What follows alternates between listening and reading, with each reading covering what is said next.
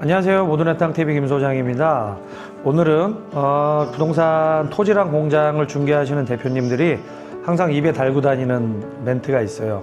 개발행위 허가, 개발행위 허가 이런 얘기 많이 하는데, 오늘은 그 개발행위 허가 중에서도 산지 전용 허가 관련된 임야 개발에 관한 내용을 좀 준비를 해봤는데요. 프로세스에 대한 이 큰 테두리 선에서만 제가 오늘은 진행을 좀 하겠습니다. 임야를 개발을 하면 일반인 분들은 임야 개발, 개발행위 허가 이게 뭐지? 이렇게 생각을 하시는데 간단합니다.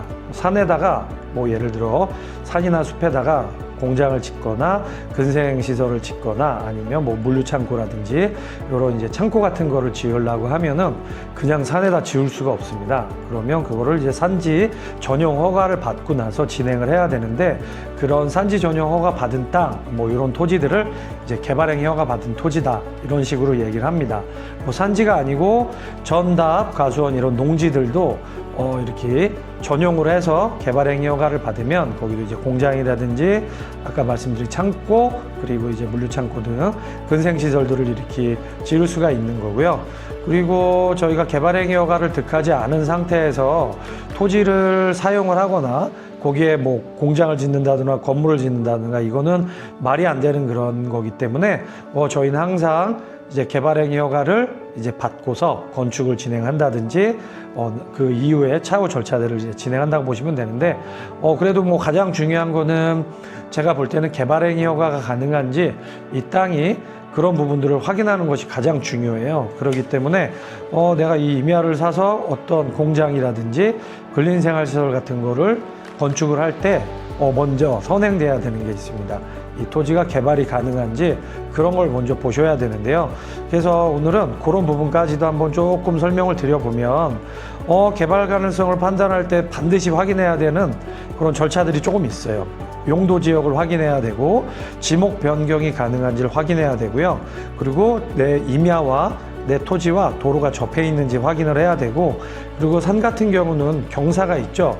이 경사가 과연 개발행위 허가가 가능한 그런 경사인지, 레벨이 너무 높으면 이제 허가가 안 나기 때문에 그렇죠.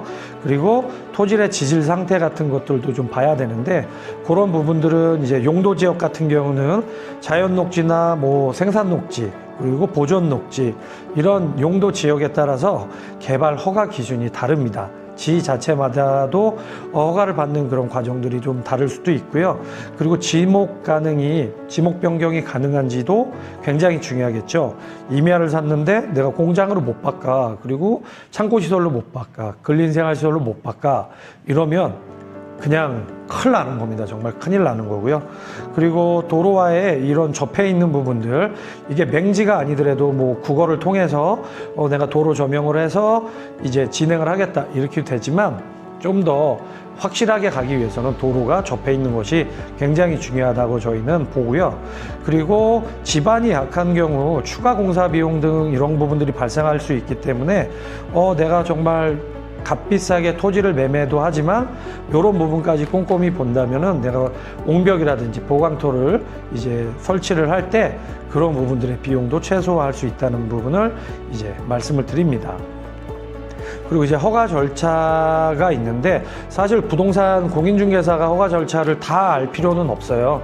저희가 인근에 있는 토목회사, 토목설계회사에서 저희가 다 용역을 준다든지 아니면은 용역을 주는 거죠. 그리고 친한 이런 설계사무소가 굉장히 많기 때문에 이런 절차 같은 경우는 물어보면서 진행할 수도 있는 부분인데, 제가 5가지로 이제 절차에 대해서 설명을 드리면, 일단 개발 계획 수립을 하고요.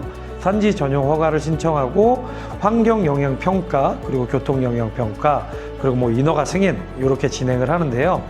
구체적인 개발 계획을 용도를 설정을 하고, 임야는 이제 전용허가, 산지 전용허가가 필수이기 때문에 지자체나 산림청에 신청을 해야 합니다.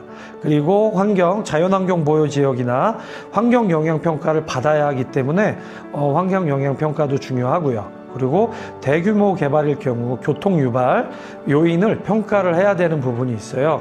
그렇기 때문에 그런 부분까지도 짚고 넘어가야 된다. 그러고 나면 이제 지자체 검토 후에 허가를 받으면 이제 착공 준비만 하시면 됩니다. 그리고 이제 산지 전용 허가가 만약에 내가 토지를 샀는데 불가피하게 안 되는 경우에는 그냥 그대로 둘 수는 없잖아요. 그래서 이제 그 개발 계획을 소규모로 약간 축소를 한다든지 아니면 뭐 요즘에 태양광 발전 같은 특수 목적 개발 방향을 또 검토도 해볼 수는 있어요. 물론 비용이나 내가 처음에 생각했던 방향성대로 가지는 못하더라도 그런 부분을 한번 검토를 해보면 좋을 것 같고요. 그리고 가장 중요한 거는 이제 그런 부분들은 다 프로세스는 그렇고요. 가장 중요한 거는 최초에 이 토지가 개발이 가능한지를 정말 면밀히 컨설팅을 받는 게 중요해요. 이제 부동산 사무실에 오셔가지고 토목회사를 소개를 받을 수도 있고 아니면 처음부터 토목설계사무실에 가서 상담을 받으실 수도 있고 뭐 저희가 뭐 소개를 시켜 드릴 수도 있고 이런 부분들이 있기 때문에 일단 전문가들과 상담을 통해서 최대한 리스크를 줄이고 그 컨설팅 비용이 어느 정도 지출이 되겠지만 그래도 훗날에 엄청난 그 비용에 비해서 상당히 미미한 그런 비용들이기 때문에 얼마 안 들기 때문에 항상 이렇게 돌다리도 두들겨 가다는 그런 심정으로 정말 이제 꼼꼼하게 준비를 해서 산지 전용이라든지 일반 농지나 이런 뭐랄까 토지들 내가 개발할 수 있는 토지를 살 때는 그런 부분을 이제 돈을 아끼지 말고 뭐 검토를 해보시기를 추천을 드립니다. 긴 영상 시청 감사드리고 그리고 다음번에는 제가 좀 더 구체적으로 그 프로세스에 대해서 한번 설명을 해드리겠습니다. 감사합니다.